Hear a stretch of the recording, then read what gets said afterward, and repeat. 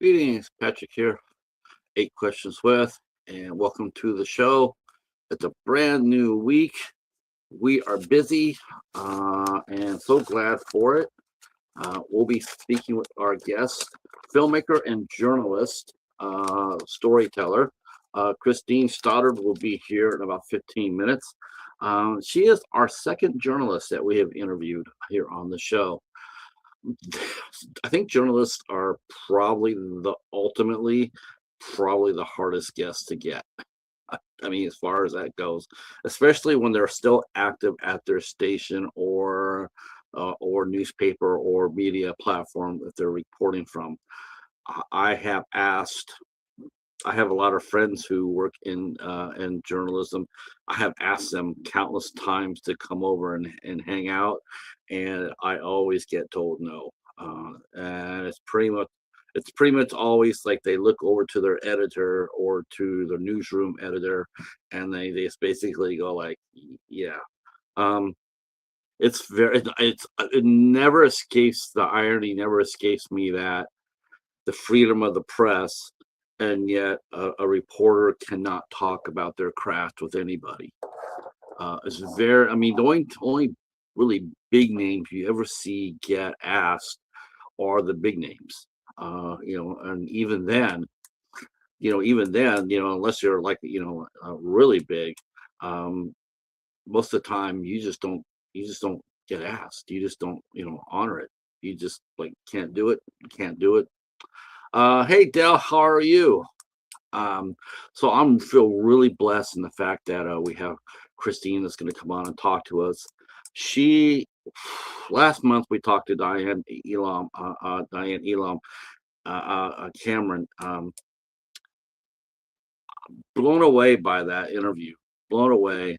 Luckily for me, I had some help that helped me able to overcome my nervousness and get that interview, and we ended up having a terrific interview. Um, but I don't think I'm going to have that this week. I think it's just going to be hope for the best. Try to ask some intelligent questions. Um, and I believe me, I have a lot. I have a lot of questions. I'm very much curious to see about the status of our press in this country, and I do hope that we get into it as much as other things that Christine has done as well.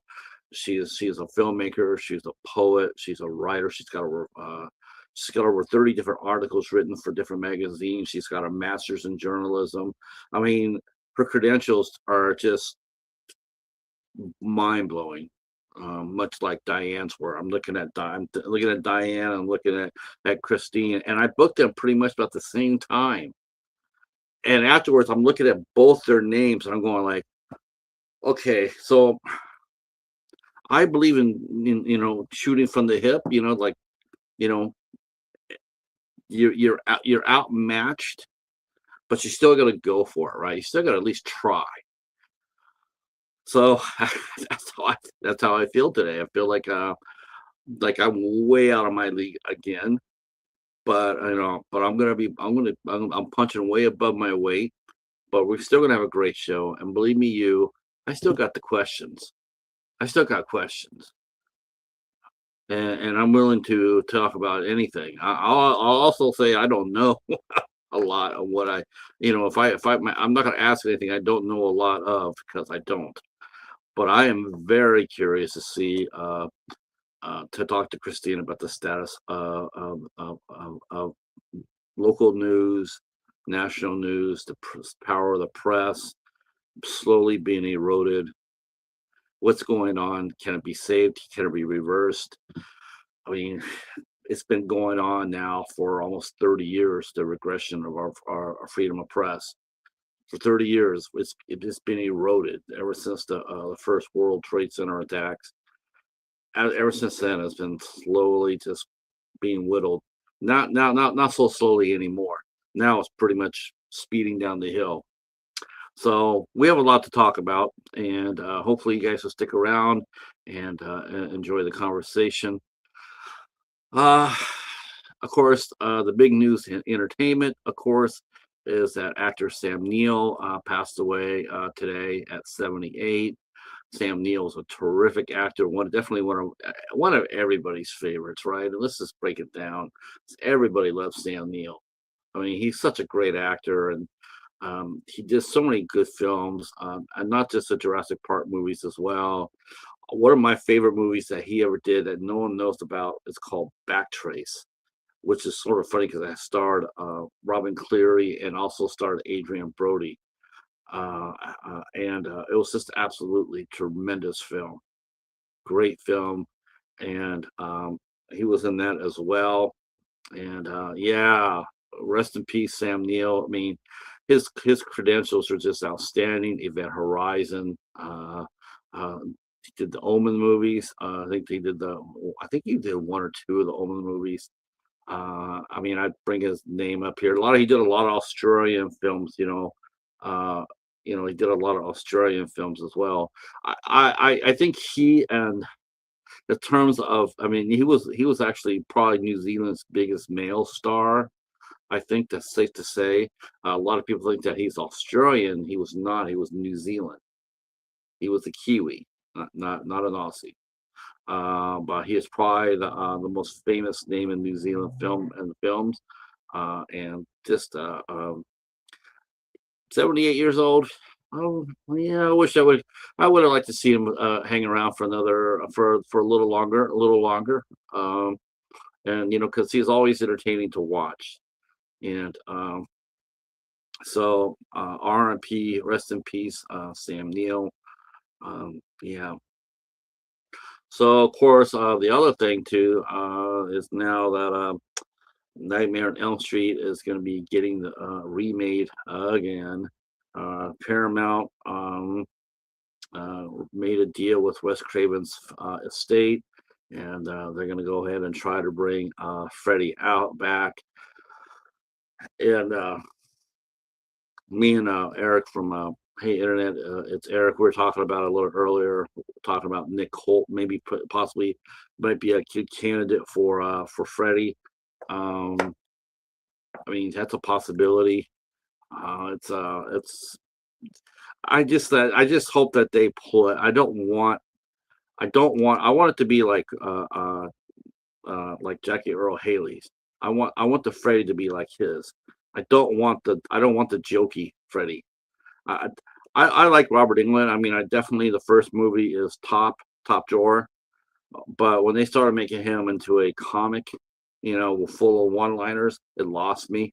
I just, you know, it would have been one thing if his character had been like wrongfully convicted and he got lynched or some shit like that. He wants revenge that way. Okay. But Freddy Krueger was a child killer. He was a child killer. In no way, shape, or form is that funny on any level. And yet that's what happened. They turned Freddy into a jokester. Freddy was always with a one-liner. It took Jackie Earl Haley to put Freddy back into the first picture's level. Like you go back, look at Friday the 13th or Nightmare on Elm Street 1, and then the remake with Jackie Earl Haley. That's Freddy. That's Freddy, an evil son of a bitch. I mean, not fun, not someone you want to joke with at all. That's the kind of Freddy I want to see brought to the table. Yeah,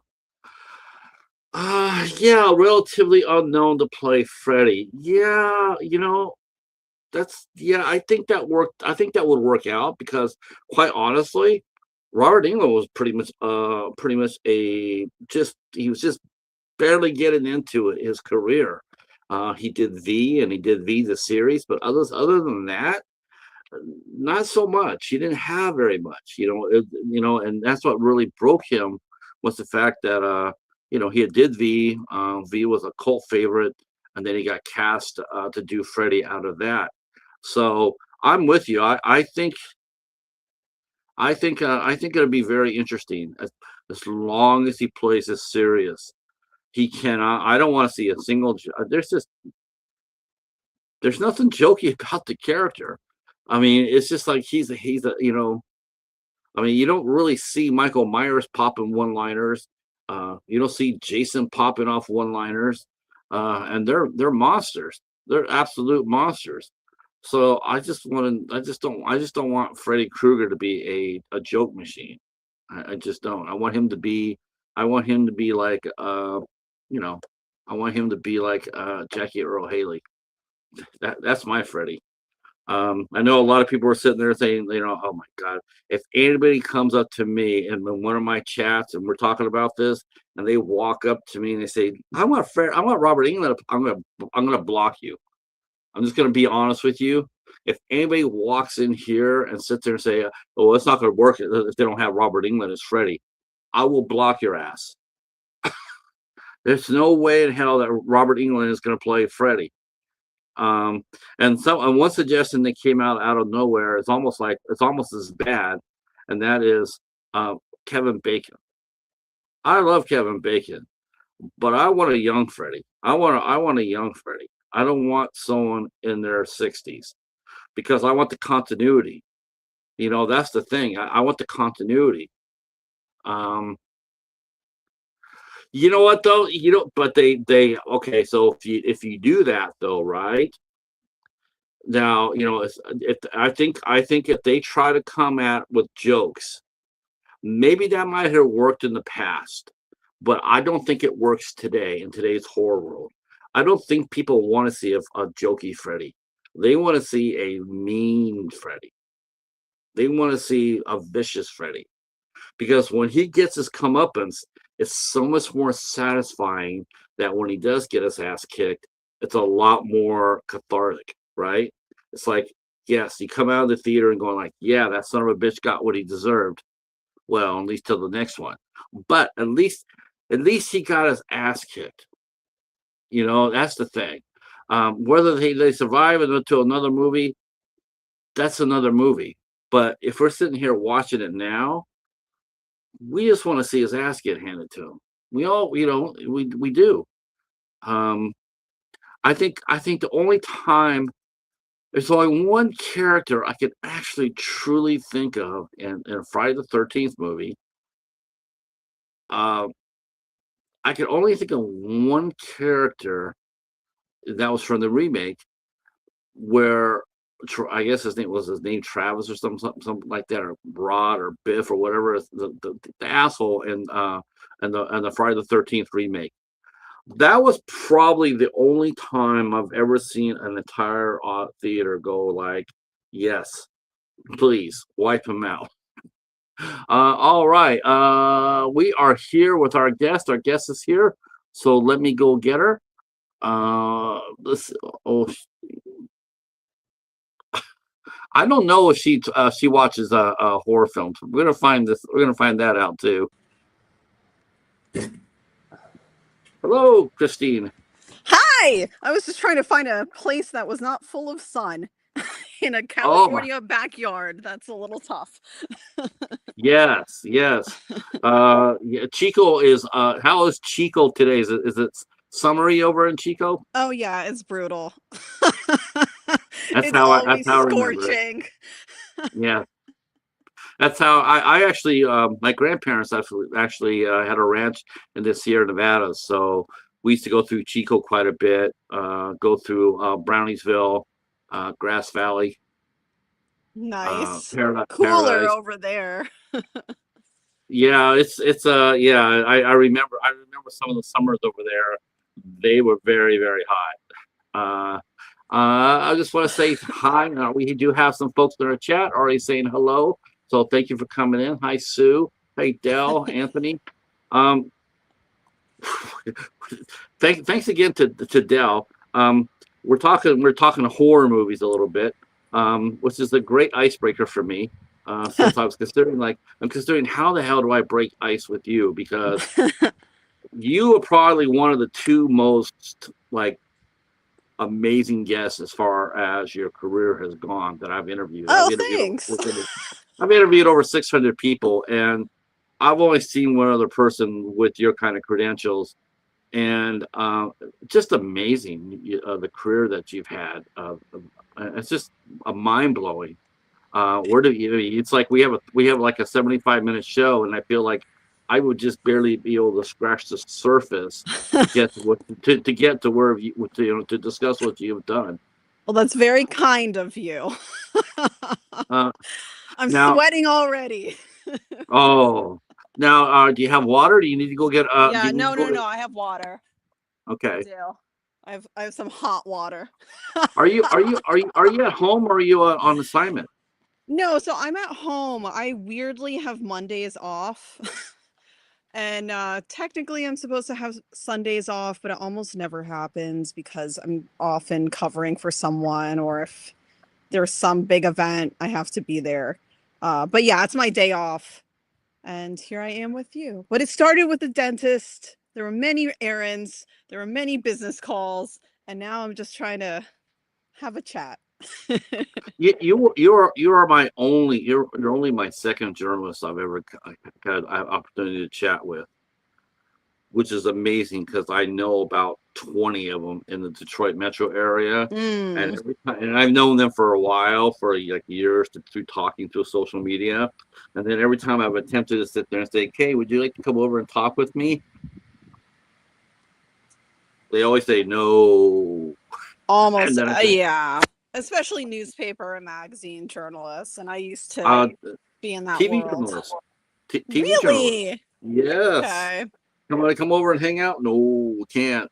It's not like they wouldn't. They always say it's their editor, their newsroom editor, the manager. Can't do it. Can't do it. And I was like, oh, okay. It's Yeah, I like, mean, you might ask me something that I know I shouldn't answer. We'll see. But yeah, I uh, mean, the way I see it is people tend to be excited to hear what goes into covering stories, and just the thrill of chasing a source and whatever we're investigating. And yeah, there's some sensitive issues that I shouldn't bring up, but in most cases, you're seeing it on TV anyway. I might as well talk about it.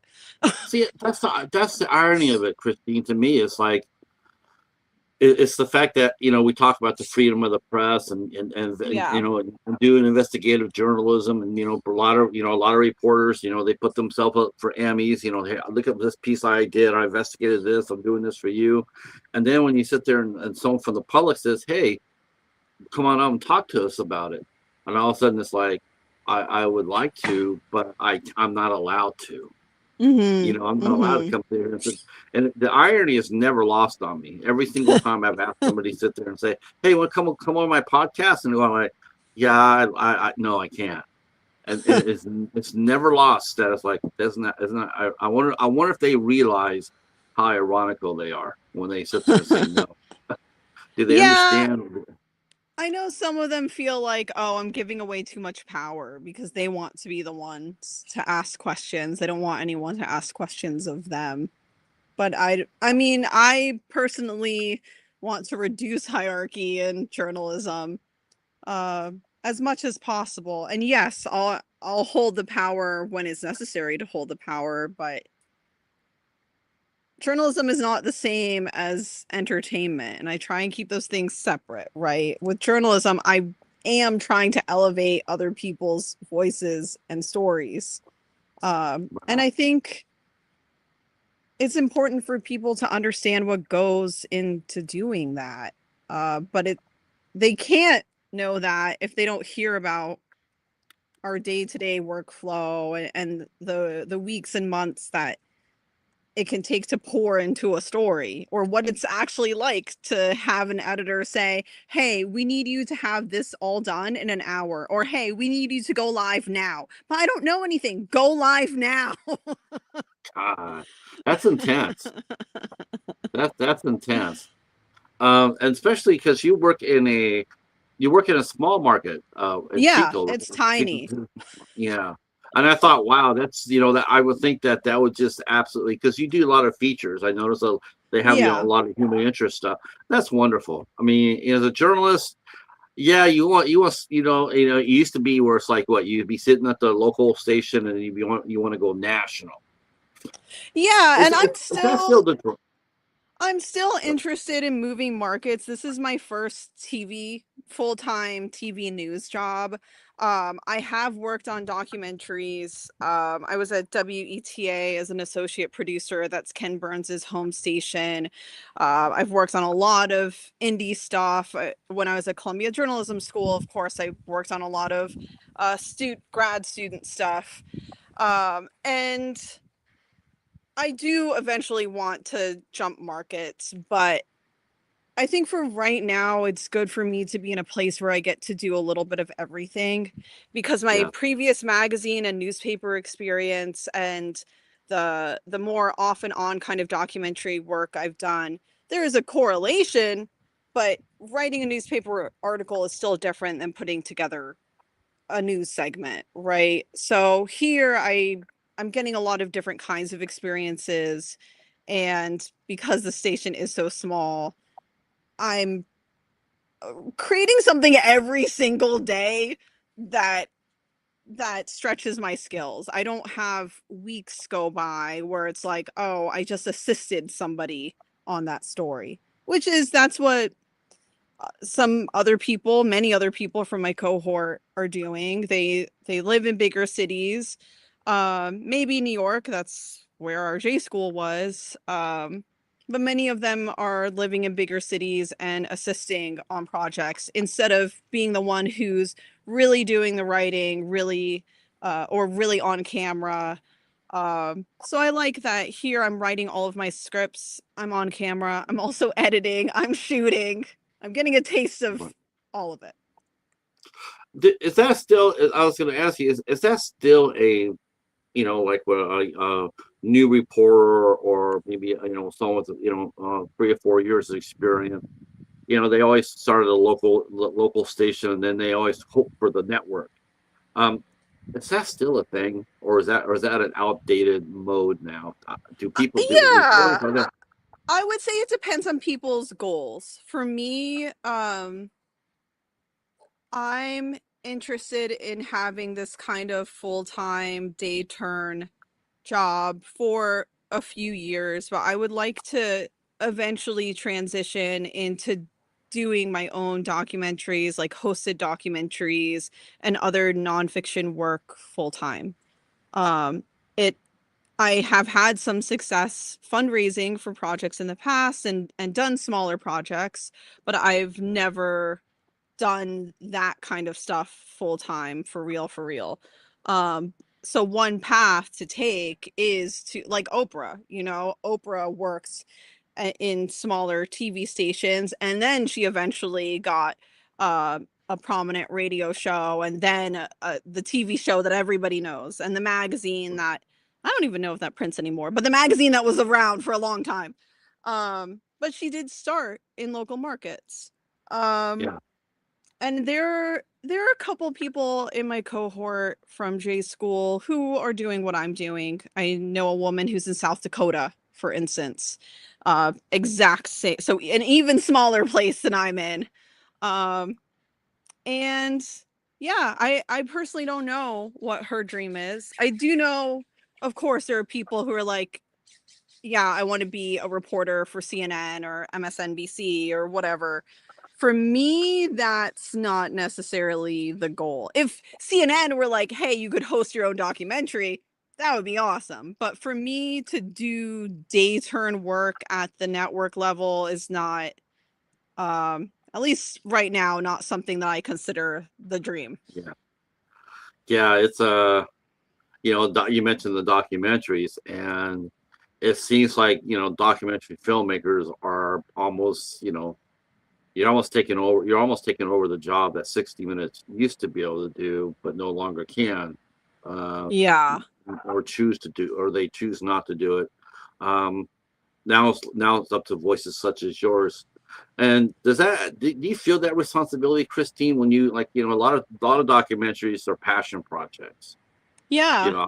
I want to make a passion project, but all of a sudden now you look at the state of our journalism, the state of our press, and you go like, this really can't be just a personal passion project anymore. Now I have to speak for voices from everybody. And so now the documentary Yeah. seems to be a lot more important, a lot more, a lot more research driven and everything else. I mean, not that it wasn't before, but even more so now because now you're carrying so much more weight. Do you feel that as a documentary filmmaker? Yeah, I mean, I think a lot of people um of my generation feel, I mean, just anybody under baby boomer um feels that in some ways these things that we were promised as children, as teenagers, really were not delivered on, right? Like all these security nets, or you follow this process, you go to this college, you go to that grad school, and things are going to work out. You're going to have social security, you're going to have blah blah blah. But you know, so many salaries have been stagnant in the past 10 years. So many people have a lot of student debt, and it doesn't matter if they went to these top schools. It's like, well, their salaries aren't actually matching what they thought they'd be making. Um, I feel like I often have to compromise what I want to make, what I want to put out there with survival. Like there's just this tension between these things of how do I, right now I have a full-time job. So how do I make what I need to make for my boss to be happy? And how do I also carve out time outside of work to make what I want to make? And yeah, I mean, sometimes the work at the station is very much like, well, here are some of the commercial things that we have to keep in mind. Here's what the community is asking for. People are complaining about this. We need to address all this. Um, and in my personal projects, I think that's something that I'm still experimenting with, and that's one of the benefits of having a full-time job, even if it doesn't pay as much as, oh, I thought it would or hoped it would. Right. Is that I have some flexibility outside of work to decide, well, what is going to be a smaller, more niche thing, and then what projects could potentially reach a greater number of people and could involve like a greater story. Um, I wish I had an answer to all these different tensions and anxieties, but I know I'm not the only one who's struggling with these sorts of questions. But yeah, of course I feel pressure. But I try to give myself grace in knowing that I live in a system that doesn't make it easy to tell stories. Like, unless you come from a very privileged background, even just having a journalism job, even just taking a TV job, a TV news job at this point, like, you have to have a certain amount of security to do that. Because it doesn't pay great. And like my grad school has a loan forgiveness program where if you work in local journalism for a year, then they will help you pay off your student loans for that time because they know, well, these jobs don't pay great. But also, if an Ivy League institution isn't subsidizing people like me, then we wouldn't have the various employees that we need for these different local stations across the country. Right, right. They would, they would already been gone doing something else. Hmm. Um, is Now we've heard that, we definitely heard that journalism can be competitive. Um, Yeah. is that in lieu of what's happening today with the erosion of the free press since '97? That's how I put it down when they started eroding. Really gained momentum after 9/11. Um, is this still competitive or is it more togetherness? Like we're in this together. I mean, we either have to work together, as No. journalism or no. Wow. I mean, I wish it were like, I think there are some people who like to pretend that it's very collaborative and that we're here for the common good. I would say that it's very cutthroat. I mean, I remember, so one of the reasons why I transitioned into this side of journalism from magazines is because I was seeing the pivot to video from text-based work to video work. I was burnt out by working at national publications that got millions of readers, um, writing at times 4 to 6 articles a day. I mean, I've had work in Cosmo, Bustle, Mike, Teen Yeah. Vogue, like all of these different major women's magazines is how they were originally branded, and now with gender being more like socially fluid and in a mainstream kind of way, they don't necessarily call themselves women's magazines anymore, but that's the shorthand for it. Right. But just like even to get some of those gigs where I was writing so many articles a day or week, I had to elbow my way in there. And then Columbia Journalism School, if it hadn't been for all of the Gaza encampment drama with the administration, like this past year, they apparently just had more trouble. Really, the first sign of trouble, because normally people are dying to go to that school, right? It's just so many applications, so many people want to get in. Um, it's, yeah, and not just the J school, but for other grad programs, they're very competitive. But apparently this past year they had some trouble because of how the administration had treated students during the protests. But before I'm sure, I don't know what the acceptance rate was for this year. Um, but still, like so I graduated from the program in 2025. We had to do a timed written test of, and that was a proctored test. Um, we had to do, of course, like all the standard grad school things of write the essays, get the letters of recommendations. We had to submit a portfolio, writing, photography, video, whatever was relevant. You had an interview, like there was a lot of stuff that went into it. Um, and even people, like most people from my cohort today do not have jobs in the industry. And those are Wow. people who went to Columbia Journalism School. Yeah, Now, that was on. That's the automatic. That's the automatic. Go past go get $200. yeah, like the Career Center at the end of the year publishes this report, um, and they say something like 85 or 90% of the graduating class has plans for post-graduation. The majority, and they make it seem like, oh, look, most people, 85 to 90% of the class has a job lined up. Most Wow, of that's those, unheard of. but It's now was most of those are not jobs. Most of those were internships or fellowships that were between 3 and 6 months. Some of them were a year.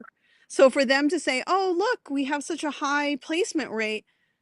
No, you have a high placement rate of people into 3-month internships. But do you know how many, like most of the people I know who did those internships do not have a job now? Like they did the internship and then they either come from a wealthy family and it doesn't really matter, or they're doing something else to make money, and then right? the news cycle keeps going, right? They rotate Yeah. the first, the next, the one group of would be's are there, and then 3 months later they're cashiered out, and then here comes the next group. Yeah.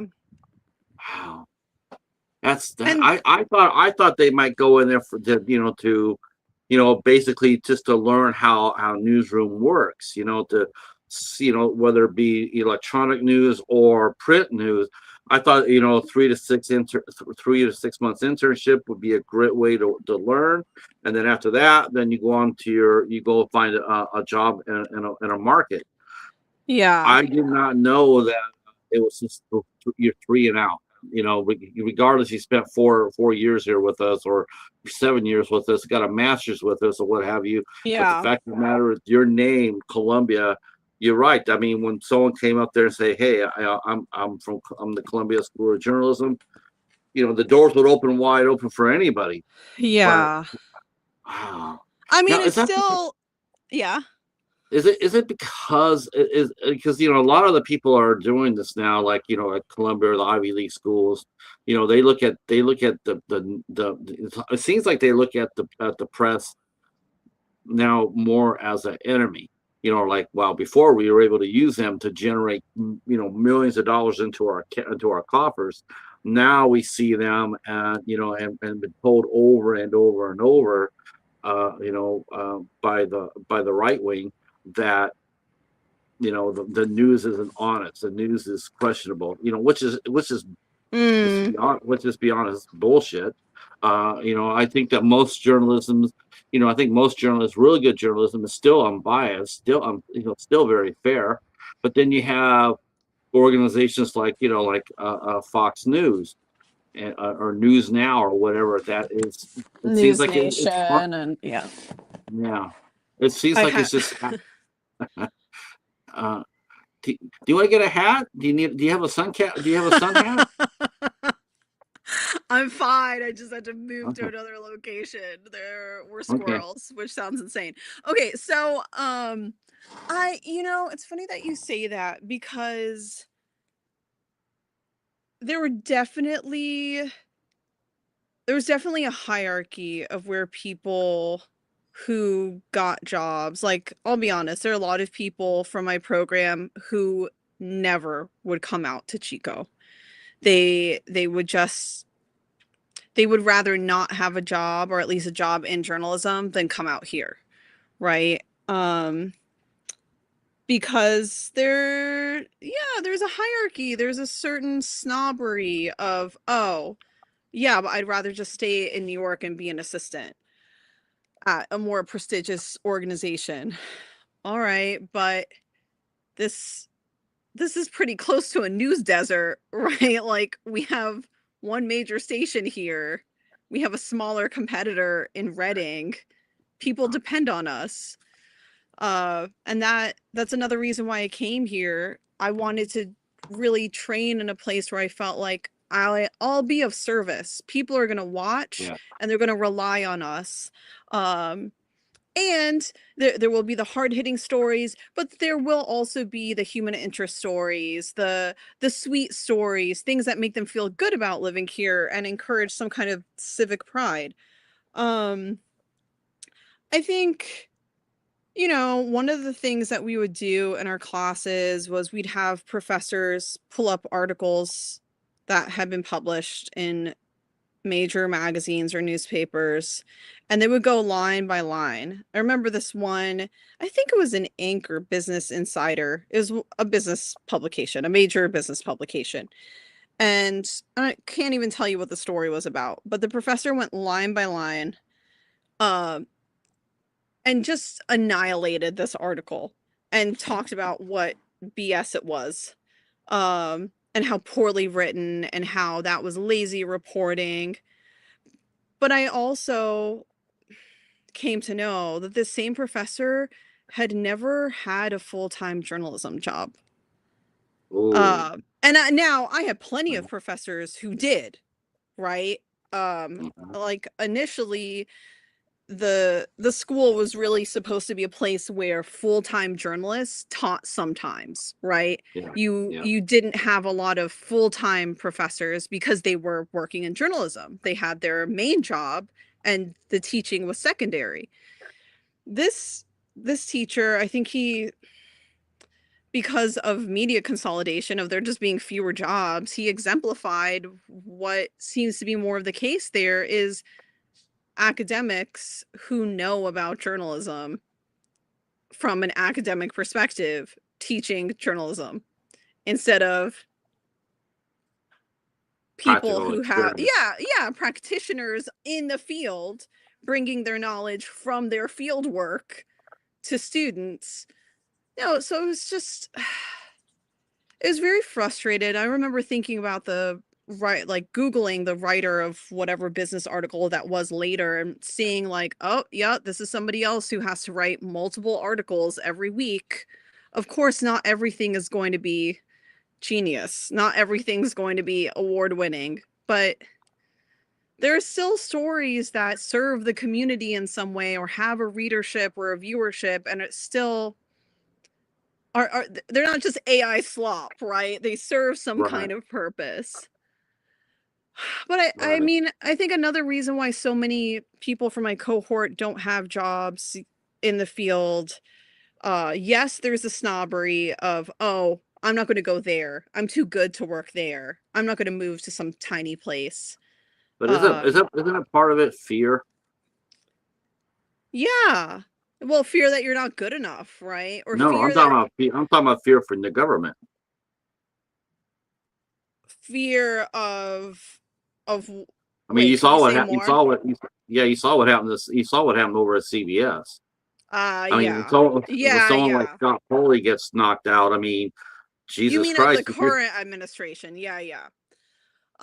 Yeah, I mean, I think there are people who saw what was going on and just figured like, well, let me bring my storytelling skills elsewhere, right? I don't want to be targeted, or I don't want to get killed if I take some yeah, oh my freelance God.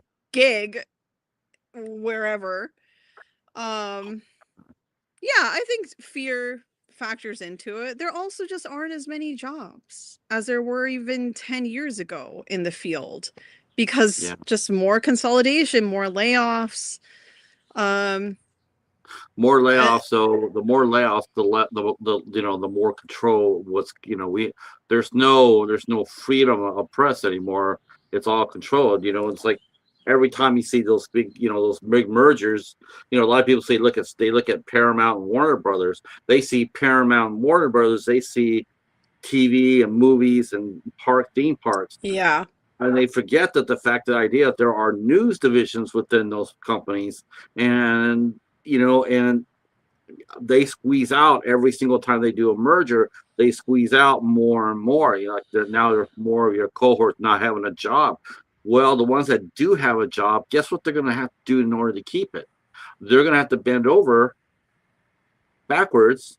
Well, keep this PG-13. They're going to bend over backwards to keep that to be careful what they have to or in order what they yeah, report.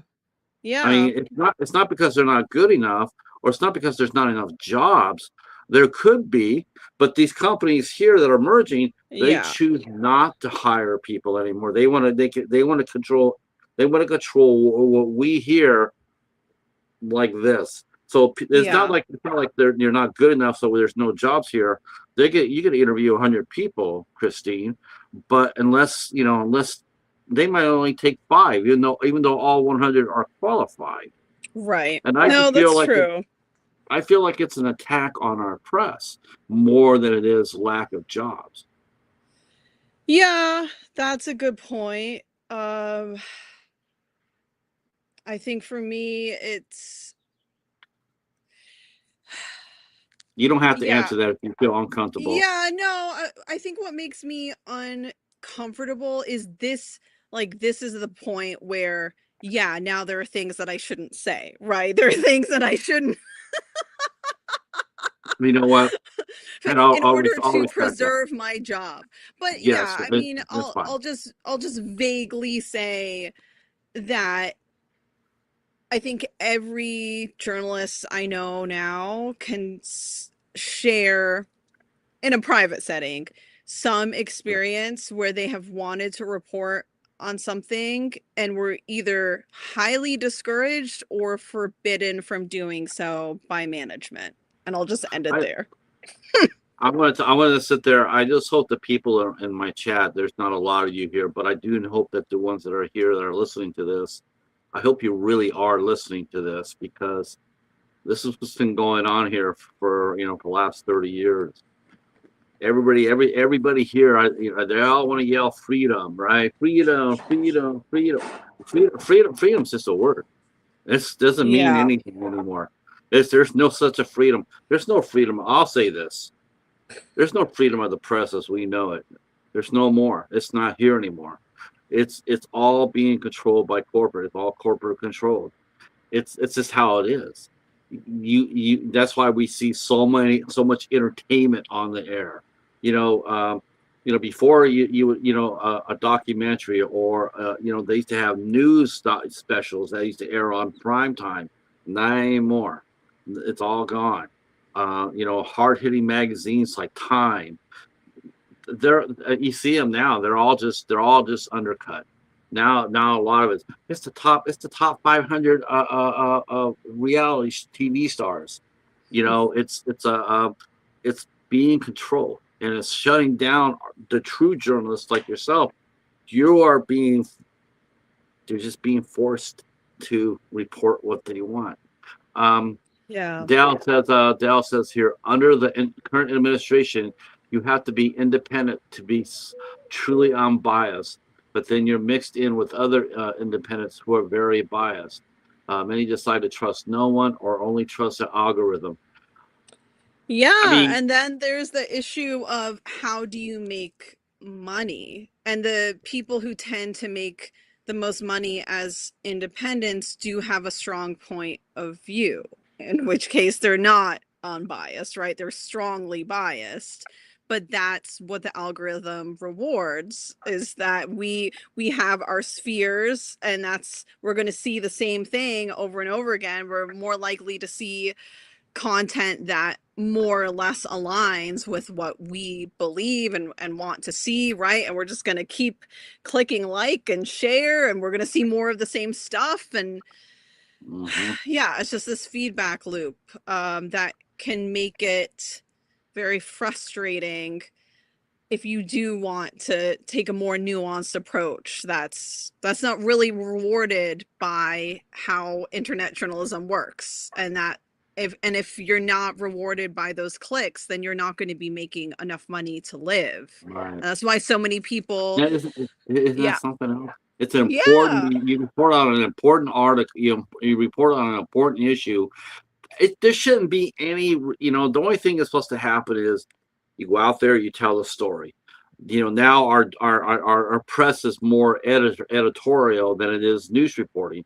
There is no news reporting anymore except on the local level. Anything above the local level, national, international, it's all editorial. It's all opinion. That's not yeah, journalism. That's not the press. It's an opinion. right, That's all so it doesn't count. It's like, well tonight on 60 Minutes, we're going to give you our opinion, or Fox, we're going to give you our opinion. I don't want your opinion. I want you to tell me why this is happening. yeah, Why, and just the why, how, when, and who. I don't want to hear anybody else's interjection about this. yeah. That's not what journalism is about. Now, And even on the local level, it can be very frustrating. Like my most popular story this week was about Slurpee Day, I you get know? excited reading about And that. it was I'll get, like, okay, it's cute, it's pleasant, it's something that it's bringing people out of the house, sure.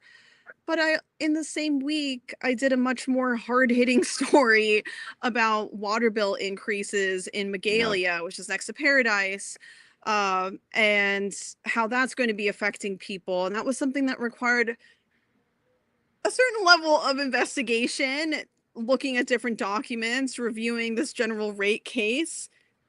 That story got comparatively no views. isn't that it, something it else? it aired, but online, yeah, not that popular. No I one don't cared get about that. that. They I wanted don't to get that. watch the Slurp, hear what local people want to say about their favorite Slurpee. Yeah, those were pretty cute cups. I was going to ask you if you got a couple of cups for yourself. I did get one. Yeah, I got a pina colada, but I'm also handling all the equipment myself, so I'm not an octopus. I can't. Yeah, uh I was going to ask you, did they see? It's another aspect they did. They got rid of support, right? It used to be a general reporter, and an editor and a camera guy, right? It used to be three of you, and now it's down to two, and now it's just down to one, right? Like you set up Yeah, the I mean camera. there are bigger markets, and it's not even the case in all the bigger markets, but there are at all the stations and all the bigger markets, but there are still markets where you'll have two people out at a time. And what they're doing might evolve. I know at one station I talked to, they train everybody in the technical aspects. So sometimes they'll swap, like one person is a reporter this day, and this person is going to operate the camera on that same Oh, day. And the next day, depending on what the story is, they switch. Um, but yeah, definitely in a lot of smaller markets now, they call them MMJs, multimedia journalists, or you'll sometimes see multi-skilled journalists, but we do everything. We take all the equipment out by ourselves. I drive a station car, set up all of my shots, run all of my audio. I have to edit everything. If I go live, I'm setting up a live U-Pack by myself. I'm connecting to the station and I'm communicating with the producer and the director back at the station, but they're not in the field with me. I'm out there by myself. There could be a wildfire that I'm covering. It hasn't happened to me yet because I'm still new here. Um, yeah. but definitely for the people who were here 2 or 3 years, like in the summertime, yeah, but by the end of your first summer, you will have done at least one and probably half a dozen wildfire stories. Well, I will say this: do you live in Chico right now as well? Yes, yeah, I do. So, do you know how many ways to get out of Chico if you had to, Yeah, without I know. looking without looking at a map? Yes. Yeah, yeah, yeah. And that it's funny that you say that because somebody recently gave me she gave me a printout, a printed map that didn't have any topography. It was just the roads, black and white, very easy to read and understand. And she was like, "You might not need this. We have Google Maps these days." And she was an older lady, right? And I thanked her profusely. She thought it was so funny. And I said, "No, because if there is a fire or other emergency and there's no cell phone service, I can't just rely on the phone. I have to I try and memorize the different routes, right? Like even last yeah, for July 4th I was in Oroville and they shut off part of 70 for the fireworks. Um which was very disorienting for me because I'm not super familiar with Oroville, but I knew, oh well, if I park close to the highway, when everybody's getting out from the fireworks show, it'll be easy for me to go back home to Chico. It was a very scary 20 minutes of me realizing like no, I'm going to have to find my way to another part of 70 because my cell phone's not working. And like by the grace of God, I think I only found, oh, my reference point was the local library there because I remembered, oh, the library is near that other part of 70. Okay, let me start driving toward the library. And I eventually got home. But yeah, I mean, you thankfully have always cared about geography. Even when I was a little kid, I was fascinated. But now I have a very practical reason for at least trying to not rely on the GPS all the time, right? Like Yeah. you never know what's Most gonna people, happen. most people that die in wildfires, they die because they leave too late and they don't know how to get out. Yeah. So that's what kills them. It's like, it's wasn't, they left, they might have left a little too late, and then they know during the day how to get out, but when it's so thick and there's fire everywhere, Right. and you just panic. And yeah, that's I was going to ask you because you mentioned Paradise. Paradise nearly was pretty much destroyed 2 or 3 years Right. ago. What's it like 2018. now? 2018. 2018. What's Um it like now? Is it still pretty beat up, or is it still is it coming back? yeah. I mean, I Uh, remember the first time I saw it, I thought it looked like a lumber yard. It was just it used to have all these big, beautiful redwoods and other trees, and so many of those are gone. Um, you do see new construction. There are new mobile homes, there are newer houses, but they hardly have any restaurants or other businesses there. Um, and as somebody who's not from this area and moved here just for this job, I can only rely on photos and looking at old news reports. I wanted to see what our station had run about the campfire. Actually, so less than a month ago, I was looking at that old footage. One of the producers in the station is from Paradise, and she'll share stories. Um, but it's still, I believe it has about 1/5 of the population it did prior to the fire. It's definitely still rebuilding. Yeah. Yeah, it was tremendously sad. Um, Now one question I was gonna ask you, now we're gonna slide on to something a little bit more fun. I was gonna ask you because you have done so much. I mean, Quail Bell, you done, like, you're right, you got your master's, you published, how many books have you published? 5 or more? Yeah, of the main ones. I've done a lot of little chapbooks too, so that brings the number up to 14, but of full-length books, yeah, it's 5. And you love doing comedy. Yeah. And you're also a filmmaker as well. So Yes. how did you end up getting on that side of, what came first for you? Were you did you want to become a journalist first, or did you want to get into entertainment first, and you just found yourself, on the journalism wagon after you started? What came first, Yeah. the chicken or the egg? I I would say they're simultaneous because my dad was a journalist. He was a camera operator for the news, and he went to art school. He was trained as an art photographer, darkroom photographer, and Oh, he told my siblings and me from the time that we were young, journalism is how I make money. And but I still have my creative practice, right, as a visual artist, as a photographer.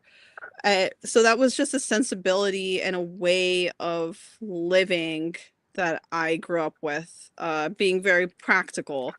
Um, I do think journalism is important. I do love when everything comes together and I'm able to tell the stories that I want to tell.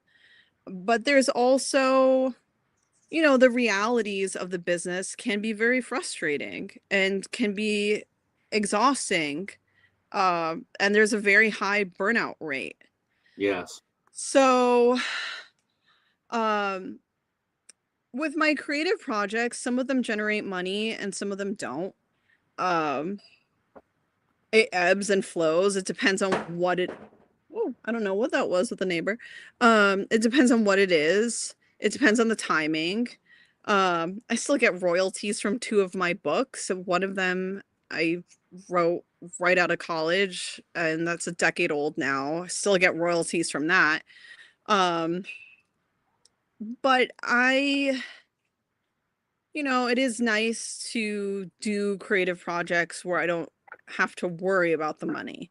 Um, I am bringing some stuff to streamers now. I have a deal with Bitmax. I've had stuff on Tubi and Amazon. Um, but now I'm trying to bring Don't Mind If I Don't, which is this comedy show that I do with my fiance, soon to be husband, Aaron Gold. Um, and that, we'll be making money from that through streaming. But there's with the creative projects, there's often a period of, even if something does eventually make money, at the beginning it doesn't make money, right? Um I also, and with Don't Mind If I Don't, I because of the format of that show, I get to bring in a lot of my journalism skills and interviewing, because it's all about fans and experts trying to convince my fiance to love the things that he hates, and I play the role of supportive girlfriend. So Um, so if he doesn't like eating pickles, That means that do people come up to him and have to convince him to eat a pickle or to like a Yeah, pickle? yeah. No, it's both. So we have an episode on bagpipes where we have a world-renowned musicologist and a professional bagpipe player who's done all the major parades in New York City. And they do eventually get this man to play a bagpipe, right? So I what's what I love about the show is that I get to bring my more serious side and my more lighthearted side together. I get to do these interviews with him where sometimes he's just being such a goofball. It's like, no, we want some actual information out of this interview. We do want our I have viewers. I have a Yeah. suggestion Yeah. for a future episode. Could you talk about Bigfoot? Oh, I think that might be on the list already. Let me put it down. Because Bigfoot. we're Bigfoot fans here, and I would be remiss if I didn't mention that. And Chico has had has a history of Bigfoot around in the in that corner of California. Yeah, our meteorologist at work has See, see, guys. Bigfoot. See, a lot of people don't believe that Bigfoot is real. I believe Bigfoot are real. I love the idea of Bigfoot. I love I love that people believe in him, but I don't You believe in him or it. you I don't don't believe in know. Bigfoot? I'm No. telling you, it's there. It's there.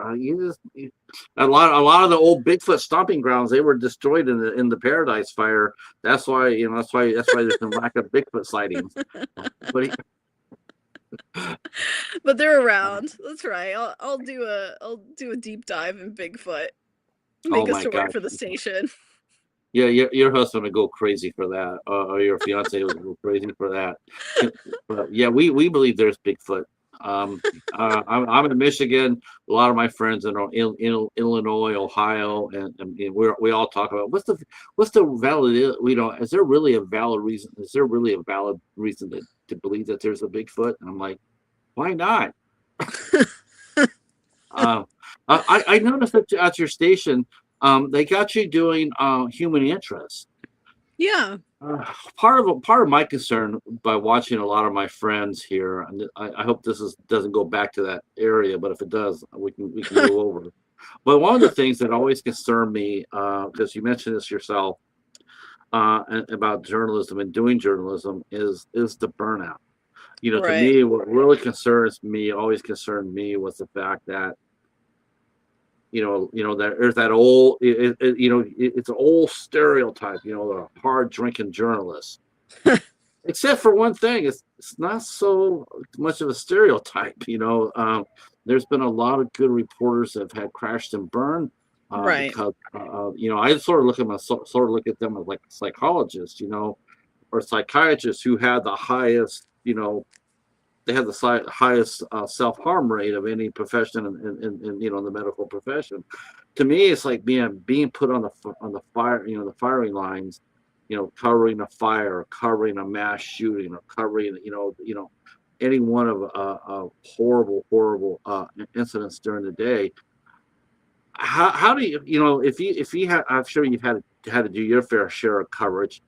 Yeah. What's the best way for a reporter, a journalist, to decompress? I mean, it seems to me like you Mm. have what it takes, because you got a whole bunch of different activities that as soon as you punch that clock, figuratively, as soon as you punch that clock, No, you can go literally. home. We do A have little okay. timesheets, Oh, which is insane to me, but it is insane. But then you get to go home and you can sit there and you can write, or you can come up with some creative, some comedy. I mean, there's a whole yeah. bunch of things that you do to, like, I'm putting that aside. I'm not taking that home with me. Yeah. How much of that of you learning to do that and using it to your own self-preservation, how important is that to a journalist to leave the story behind? Like, when you leave for the day, you leave for the day, no matter what you reported on. Yeah. I mean, to an extent, I think it's impossible to leave these stories completely behind. I think if, unless you're a sociopath, you're interacting with other people, you're connecting with others. They're often giving you very vulnerable personal information. Um, it's hard not to think about conversations I've had or things that I've seen and how people have opened up to me. Um, but I think it's like you said, it's good to decompress. And I I'm not a big drinker. I purposely don't even keep alcohol in the house because I think that if I did keep it in the house, then it would be a lot easier to drink on harder days, and I'd just rather not do that. Yeah. Yeah. um but yeah, I mean that's why another golf ball from the neighbor. Okay, guys, Uh-oh. I don't know what to do about that. It's the second one I during guess this conversation. I'm not even kidding. I, I was gonna say just keep it and then sell it at a Yeah. yard sale. Yeah. Make a quick Uh, buck. Yeah, no, I think the creative activities are definitely helpful. Um, especially the ones that are not tied to any kind of money, or at least nothing immediately. Um, and then watching movies, reading books. Right now, I'll be honest, I don't have much of a social life because I am new here and my job is very demanding, but I definitely escape through movies and books and, yeah, my own creative projects. If nothing else, I love to sit by the creek, do some watercolors, go for a walk. But yeah, of course, it's hard to stop thinking about. I'm guilty of it too, like spiraling, thinking about some of these hard conversations and scenes, and that's why you got to take those breaks when you can. I can just think how creative that a lot of creative, to me, I would think that something like that would just, like you just couldn't wait to get home and, write out something, write out, Yeah, or you make something funny or, string. right. And you're also a filmmaker as well. So, I Yeah. mean, now you're starting to make some movies as well. And I looked at one before came on here. I was passing it through. It was very well made. Oh, And you thanks. Which star one and you was it? Or what was it uh about? it's a one where you are starring. There's a narrative behind it, and then you with the screen, you made it so like the screen was old Oh, fashioned. oh, oh, so Her Garden. Yeah, that's a very stylized one. I made that with Yeah. Jake Barron and Megan Meehan wrote it. Jake is still alive and well. But Megan actually passed away from pneumonia last year. She was 38 years old. Wow. And that was the last big project that she did. Um, but she had, yeah, she caught pneumonia 2 years before she passed. And basically, just there was a long, dragged out process of her not recovering and not getting the lung transplant that she needed. And yeah, I think of Her Garden, even though it's like this odd experimental film, I and it's an outlier in a lot of ways, from other things that I've made, but I have such fond memories of it, fond associations with it because of Megan. She wrote all the narration, um, which is the narration that I, as the main character, am saying throughout the film because it's like this memory film, stream of consciousness kind of thing. And then Jake Barron and I shot all around New York City making that movie, just going to these weird abandoned spaces. Some of them were ones that Megan, who was a native New Yorker, recommended to us. She grew up in Queens, lived there her entire life, lived in Bayside her entire life. Um, but yeah, I'm so happy that she got to see it before she passed away because one of her dreams was to make some kind of movie and she got to be a part of that. I saw her comment in your comment section where she thanked you. Yeah. Yeah. Yeah. I mean, she she made paintings, she wrote books, she was a college professor. Um, she wrote plays. Yeah. And just a very creative, gifted person. And I'm sorry that she went at such a young age and by something that shouldn't have happened. Guess more people Y- need to donate organs. Yeah. Yeah, that's gotta be, that's gotta be sad to see. I mean, the one thing I'm sitting here, I'm thinking about it and going like, I wonder if it was long-term COVID, you I know. know. And I asked her, because I was there for that 2-year period when she was sick. And I asked if she was sure, if the doctors were sure. And she said no, they all said, and she went to NYU, to the NYU hospital. She said that they all told her like, no, it's definitely pneumonia. Okay. I don't, I'm not a doctor. Right, right. No, it could be yeah, it could be, it's so many things these days. Yeah. So you got, you mean now, as far as getting into film, I mean, Yeah. or getting out there, um, how much, I mean, why didn't you do it? Is it because of like making a career out of it? Is that you did you decide to to try to do both, as you're doing working in journalism, and then you try to do both as a filmmaker? Yeah. Has it ever crossed too much where one is overcoming the other one, or do you ever get to the point where you just want to just do one, like make a film? Yeah, so the model in independent film for a long time has been you use your own money or you use your friends' money, family's money, whatever. You are not you're bypassing the studio system, right? And Sean Baker is a filmmaker I really admire. He talks about how, for years to pay the bills, he was a wedding photographer and videographer. That's what he did, right? And he did have some crew work, and I have worked on a few studio productions, background, and been a PA as a freelancer. But I don't, in terms of paying the bills, I would rather be doing journalism and then fundraising the money for my own films as I can. Like, we just had a successful fundraiser this year for Seed and Spark for our short film Shonda, Tom Dunn, Aaron Goldeneye. Um, and we're working toward a feature that we're going to collaborate on. That's something a lot more polished than Her Garden. Like, Her Garden was just this experimental piece that was more run and gun and easier to do with zero money.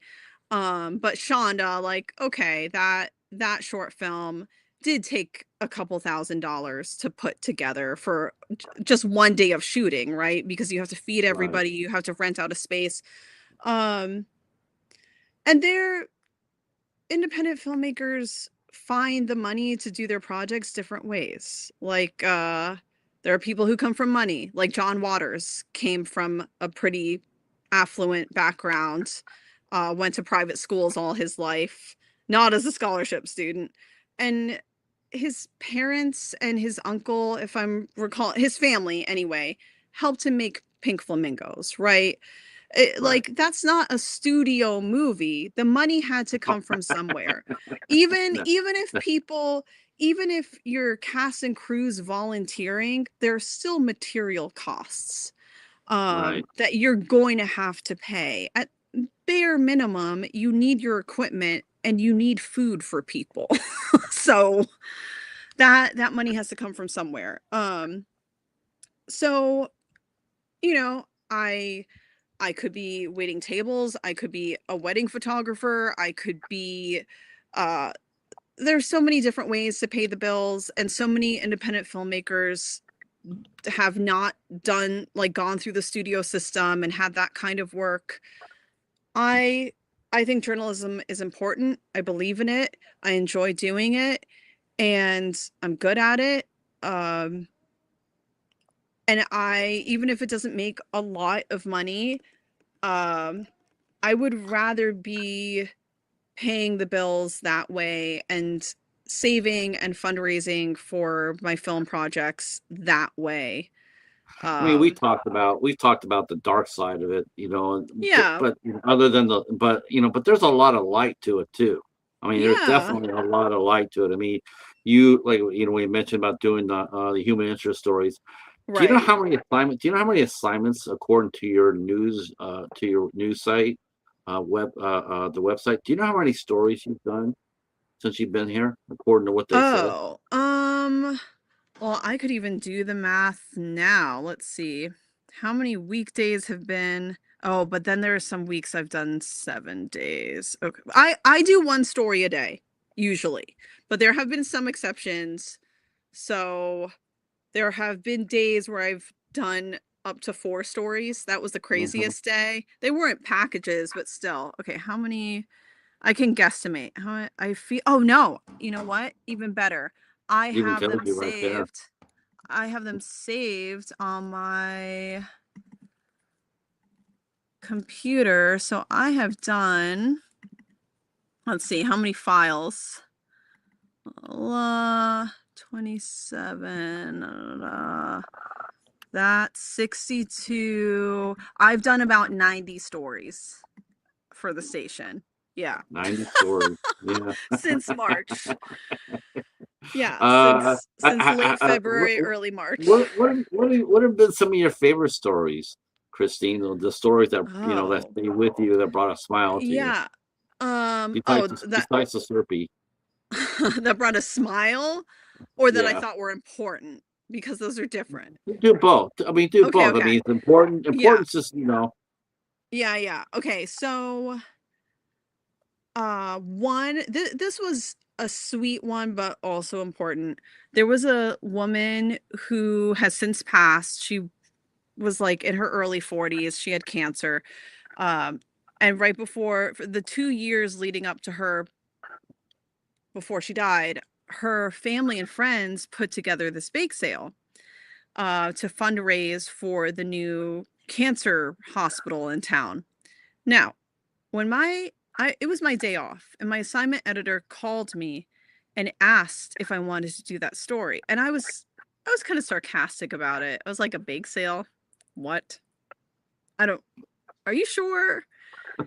And he explained like, "No, it's huge. They've raised tens of thousands of dollars. They take over this park. Like it's very well attended. People get so excited about it."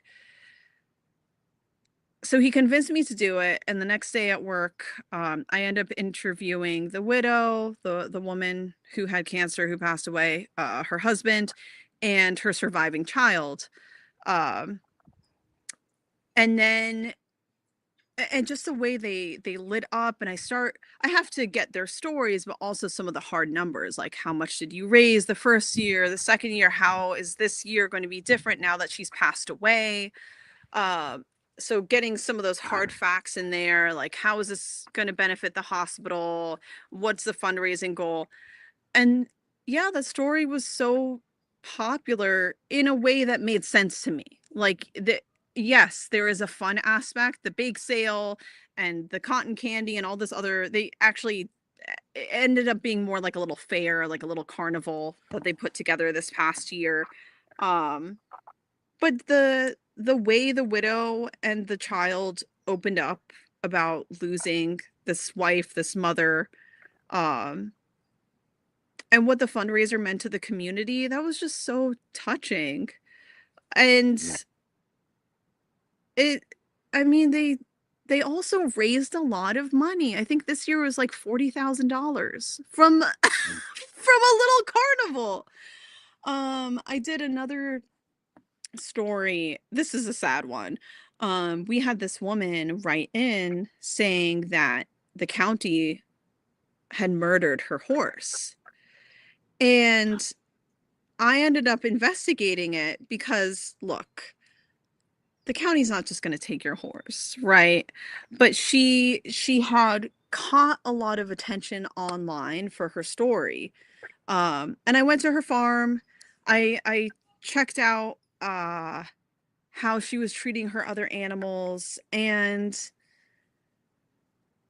what it ended up being, because the county didn't want to comment, but what they would let me do is interview them with some pretty specific questions about how they assess if a farm is suitable for animals, and how they decide if they're going to take an animal away, if they're going to euthanize it, what they're going to do.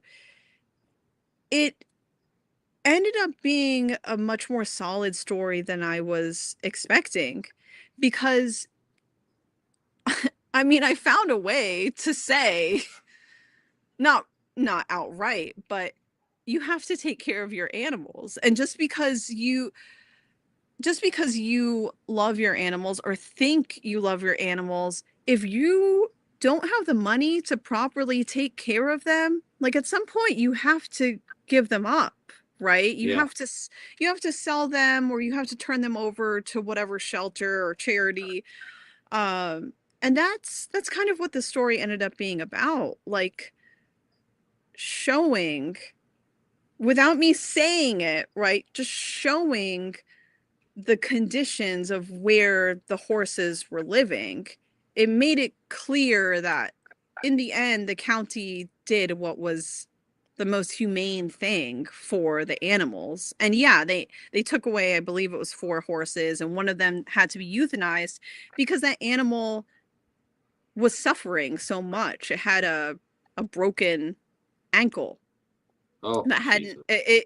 an ankle that hadn't healed properly, and the woman was saying, "Oh, well, no, she was born that way." And if a vet is saying that's not what happened here, and Right. also if you know, you can cry and cry and say that you But promise that's you're going what to a good take. that's what a good journalist does, though. It goes beyond the Right, emotions of the subject to right. get to the truth. The truth is everything.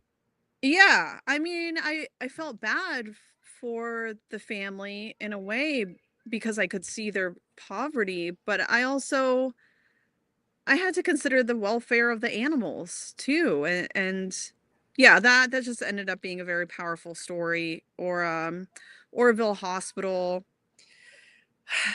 declared bankruptcy back in December, and they were supposed to post the bidders back in June, and they haven't. So it looks like this rural community is going to lose their only hospital.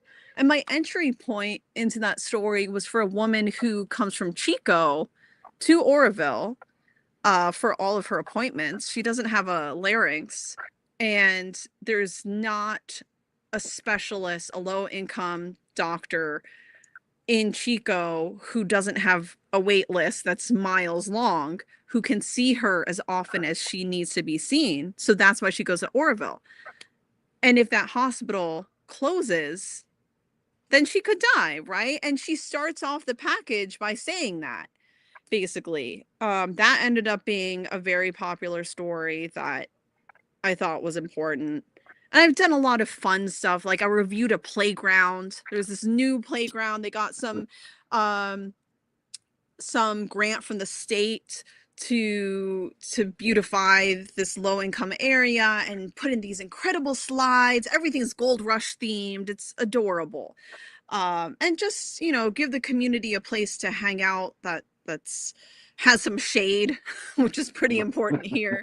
But I got to be the I bet you're first. wishing that you had a little bit now.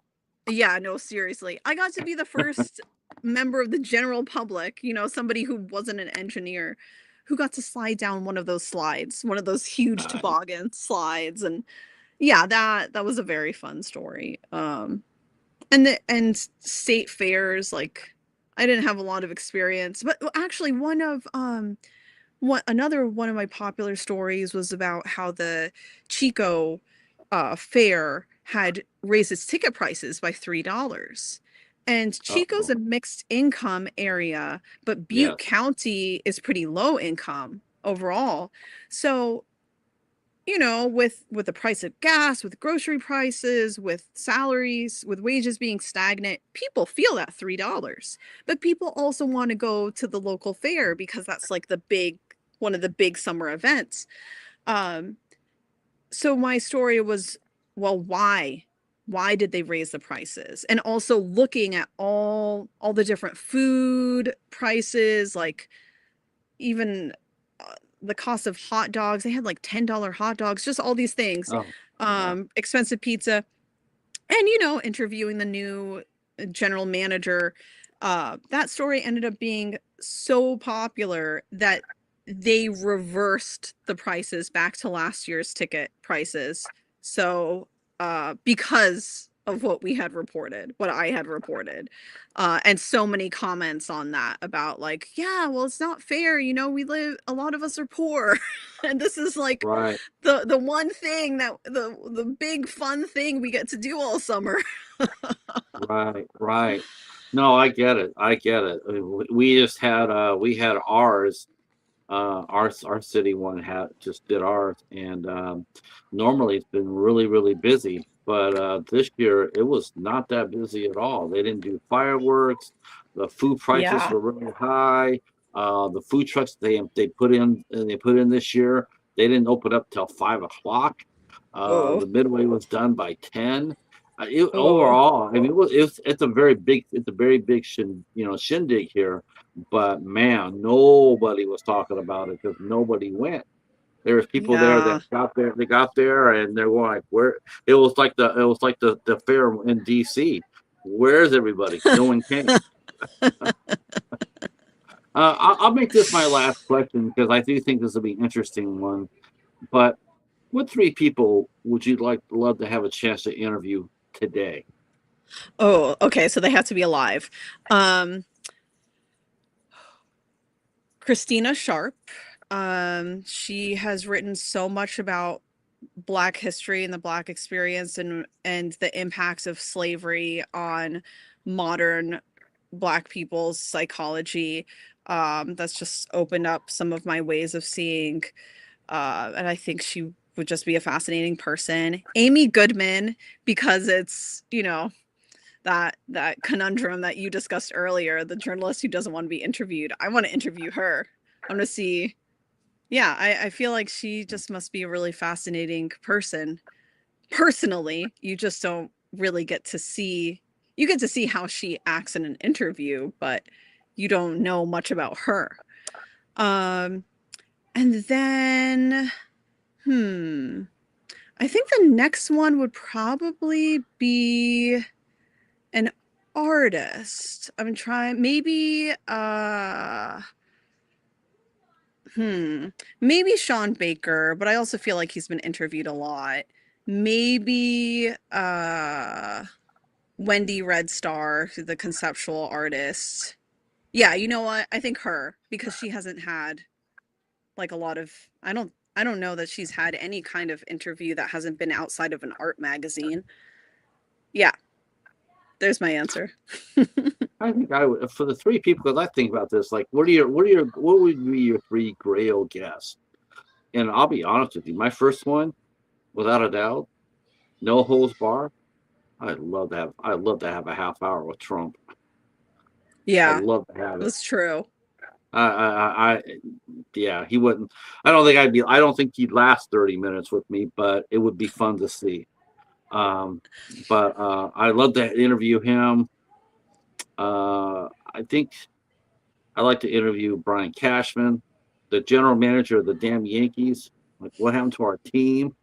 Um, and then three, I probably want to interview. It wouldn't really matter. I just want to interview. Well, maybe not Clarence Thomas because I don't think he could hold a conversation. But I would like to interview a Supreme Court justice. Doesn't Mm. matter which one. Yeah, whoever. I'd love to just have a crack at it. Just yeah, I know, right? But yeah, Trump would be my first one. My first one, because I just wouldn't put up with the bullshit. With the names. It's like, dude, you're gonna act your age this time. You're not gonna be able to. Yeah. No, I think do you think who's been the okay, one last question. But Okay, what because journalist I gotta what pee. oh okay, what journalist do you look up to? Oh, Amy Goodman for sure, and I know I just mentioned Okay. her. Yeah, Terry Gross from NPR, Brian Lair, WNYC is one of my favorites.